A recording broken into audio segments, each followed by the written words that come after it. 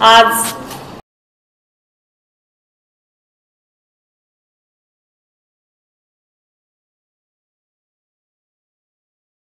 मुक्ताताई कोकड्डे, जिल्हा परिषदेच्या उपाध्यक्षा माननीय कुंदाताई राऊत, माझ्या दर्शनीताई धवड, भास्कर काकाजी आणि वेळोवेळी मला साथ देणारे सर्व पत्रकार बांधव, संपूर्ण महोदय, आज आपल्या सर्वांच्या समक्ष रश्मी बर्वे एक अनुसूचित समाजाची महिला आणि या अनुसूचित समाजाच्या महिलेला सर्वोच्च न्यायालयाने, भारतीय न्याय व्यवस्थेने पुन्हा एकदा न्याय मिळवून दिला, त्यासाठी न्यायदेवतेचे मनपूर्वक आभार मानते सर। आणि सोबतच एक अनुसूचित समाजाची महिला म्हणून एक या राज्य सरकारने एका अनुसूचित समाजाच्या महिलेचा छळ करून नेमका किती करायचा हा एक प्रश्न आज आपल्या समोर मला मांडायला आवडेल। कारण आज संविधानामुळे राज्य सरकारने जो माझ्या विरोधामध्ये कटकारस्थान रचलं आणि माननीय उच्च न्यायालयाने त्यावर एका अनुसूचित समाजाच्या महिलेला न्याय दिला, पण त्यावरही कुठेतरी एक आक्षेप घेऊन हा न्याय जो अनुसूचित समाजाच्या महिलेला सर्व उच्च न्यायालयाने दिला हा कुठेतरी त्यांच्या मनाला न पटणारा आहे। त्यामुळे सर्वोच्च न्यायालयामध्ये गेले आणि सर्वोच्च न्यायालयाने सुद्धा अनुसूचित समाजाच्या महिलेवर राज्य सरकारने कटकारस्थान रचून कुठेतरी राजकीय षडयंत्र आहे ही बाब समजून आणि संपूर्ण शासकीय यंत्रणेचा गैरवापर करून राज्य सरकारने या महिलेचा छळ केलेला आहे हे सर्वोच्च न्यायालयाला लक्षात आलं आणि सर्वोच्च न्यायालयाने अनुसूचित समाजाची महिला रश्मी बर्वे यांना न्याय दिला। आणि यासाठी आपल्या सर्वांना सांगते की आज 18 ऑक्टोबर 2024 रोजी माननीय न्यायमूर्ती BR गवई व माननीय न्यायमूर्ती KB विश्वनाथन यांच्या बेंचने राज्य शासनाची याचिका ही फेटाळून लावली व हायकोर्टाने दिलेला निकाल हा सर्वोच्च न्यायालयाने कायम ठेवला। यामध्ये सर्वोच्च न्यायालयाने राज्य सरकारला फटकारून जाब विचारला की हा कुठला प्रकार आहे। जात पडताळणी समिती आपल्या दिलेल्या प्रमाणपत्राला फक्त 9 दिवसात रद्द करते आणि अनेक प्रकरण वर्षानुवर्षे निर्णयाकरता पडलेले आहे, त्यावर अद्याप कुठलाही निर्णय होत नाही। सर्व सरकारी यंत्रणा, सत्ताधीश, राजकारणी लोकांचे टूल म्हणून कार्य करीत आहे असं या प्रकरणातून स्पष्टरित्या दिसते, असं सुप्रीम कोर्टाने राज्य सरकारच्या वकिलांना फटकारून सांगितलेलं आहे। आणि याच्यामध्ये एक मी आपल्या माध्यमातून राज्य सरकारच्या नेत्यांना विचारू बघते की हा कुठली मानसिकता आहे किंवा हा कुठला मनुवादी विचार आहे की एक दलित समाजाच्या महिलेला त्यांच्या अधिकारापासून वंचित ठेवणं हा कुठली विचारसरणी आहे। यावर आपल्या सर्वांना मला सांगायला आवडेल की मी अत्यंत गरीब कुटुंबातून आलेली आहे। आपल्या परिश्रमातून आणि आपल्या मेहनतीतून मी इथपर्यंत आलेली आहे। यामध्ये कुठल्याही प्रकारचा माझा जो बॅकग्राऊंड आहे तो राजकारणातून आलेला नसून स्वतःच्या मेहनतीतून आणि परिश्रमातून मी इथपर्यंत आलेली आहे। आदरणीय केदार साहेबांच्या आशीर्वादाने, साहेबांच्या विश्वासाने मला 2020 मध्ये अध्यक्षपद मिळालं आणि या पदाची गरिमा राखून कुठेही आपल्या पदाला काळीमा न लागू देण्याचं काम मी प्रामाणिकपणे केलं। पक्षाने जी जी जबाबदारी दिली ती योग्यरित्या परिपूर्ण पार पाडण्याचा एक प्रामाणिक मी प्रयत्न केला आणि त्याचंच फलित म्हणून जेव्हा माझा फॉर्म एक अनुसूचित समाजाची महिला म्हणून एक ग्रामीण भागातील लोकांच्या हृदयामध्ये जेव्हा मी कमवलं तेव्हा केदार साहेबांनी आम्हाला एक महिला म्हणून एक लोकसभेमध्ये नवा चेहरा मिळू शकतो या दृष्टिकोनातून लोकसभेची दावेदारी रश्मी बर्वे सारख्या अनुसूचित समाजाच्या महिलेला दिली। पण कुठेतरी हे सत्ताधिकाऱ्यांना त्यांच्या डोळ्यामध्ये खुपलं आणि एक अनुसूचित समाजाची महिला भरघोस मताने विजयी होणार हे त्यांच्या लक्षात आलं आणि त्यांनी लगेच अख्ख्या 2 दिवसामध्ये माझं नामांकन रद्द करण्यासाठी कटकारस्थान रचलं। पण आदरणीय केदार साहेबांचा विश्वास आणि आमची मेहनत ही इतकी भारी ठरली, जरीही रश्मी बर्वेचा फॉर्म कट केला पण रश्मी बर्वेच्याच घरी उमेदवारी आली आणि श्याम कुमार बर्वे हे 78,000 मतांनी लीड होऊन रामटेक लोकसभेमध्ये जास्त प्रमाणामध्ये विजयी झाले। आज मला आपल्या सर्वांना विचारायचं आहे, आपण याच मनुवादी विचाराने कित्येक थोर विचारवंत जे महाराष्ट्रामध्ये होऊन गेले, संत तुकाराम महाराज यांचे अभंग सुद्धा याच मनुवादी वृत्तीच्या विचाराने महाराजांना चंद्रभागेमध्ये विसर्जित करण्यात आले।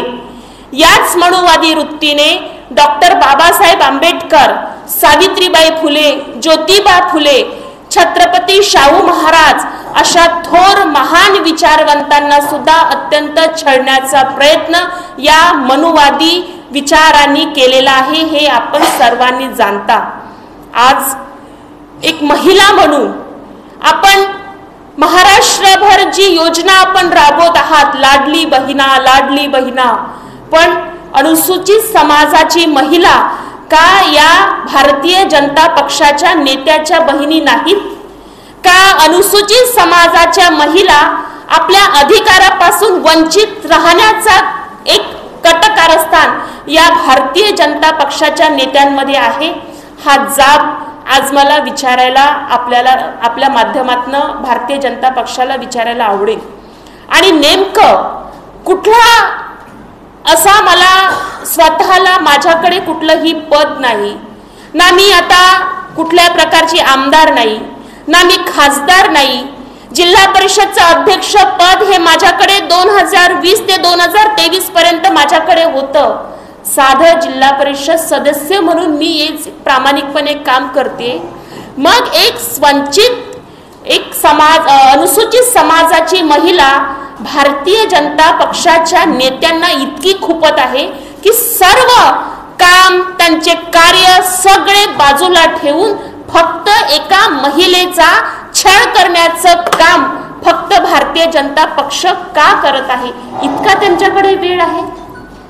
आज विधानसभेच्या निवडणुका डोक्यावर आलेल्या आहे आणि राज्य सरकारने म्हणजे उच्च न्यायालयाने न्याय दिल्यानंतर आज तुम्ही सर्वोच्च न्यायालयाला दाद मागता आणि सर्वात मोठे शासकीय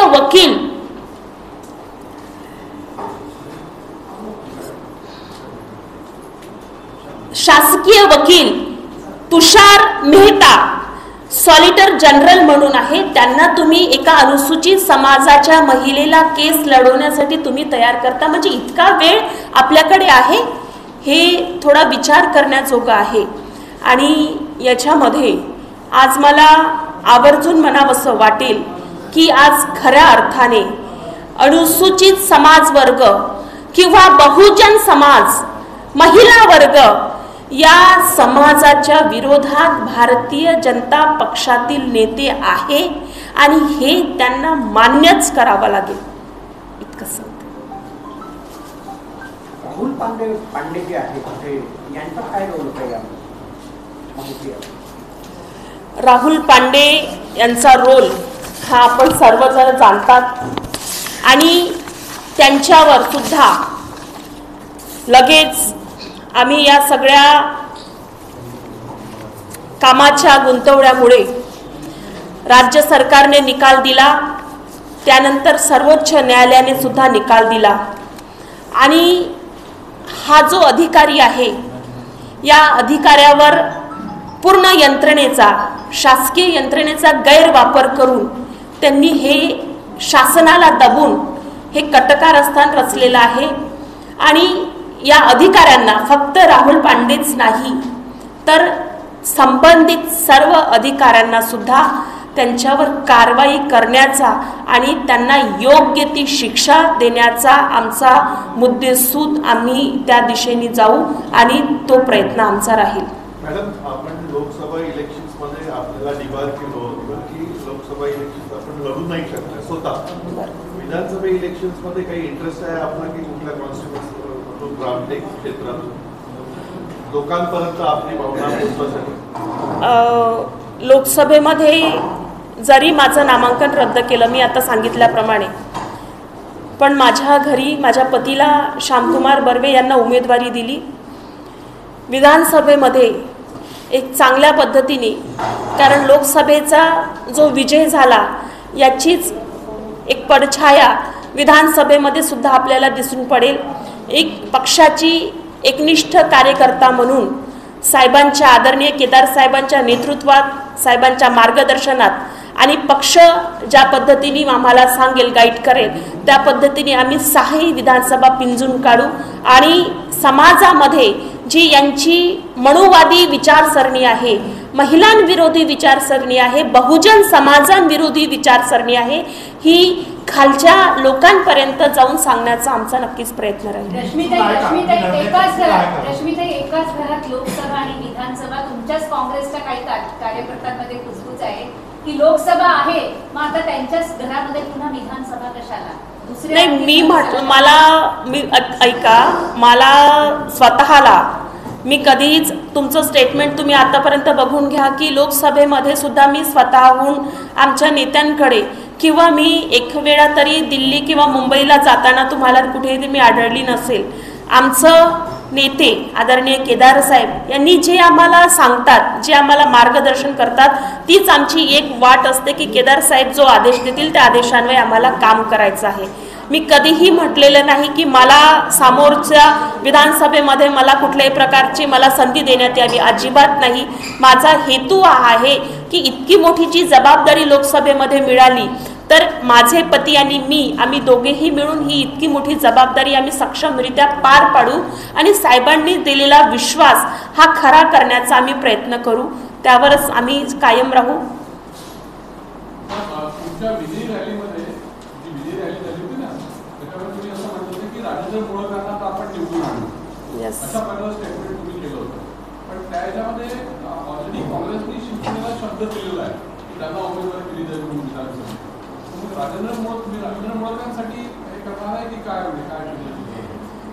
महाविकास आघाडी आहे, लोकसभेमध्ये सुद्धा महाविकास आघाडी होती आणि आता विधानसभेमध्ये सुद्धा महाविकास आघाडी आहे. जेव्हा आम्ही विजयी झालो आणि विजयी झाल्यानंतर तिथले स्थानिक जे आमदार आहे आशिष जयस्वाल यांना कुठेतरी यांना ठेस पोहोचावी आणि यांना आपल्याला त्यांचा जो अन्याय आहे रामटेक विधानसभेमध्ये, हा अन्याय सातत्याने वाढत आहे आणि समोर सुद्धा वाढणार आहे. तर यांना आपल्याला कुठेतरी मायनस करून मी ज्या पक्षाची आहे त्या पक्षाचं नाव मी सांगितलं. शेवटी आदरणीय केदार साहेब आणि पक्ष महाविकास आघाडी जो निर्णय घेतील तो निर्णय आम्हा सर्वांना मान्य राहील.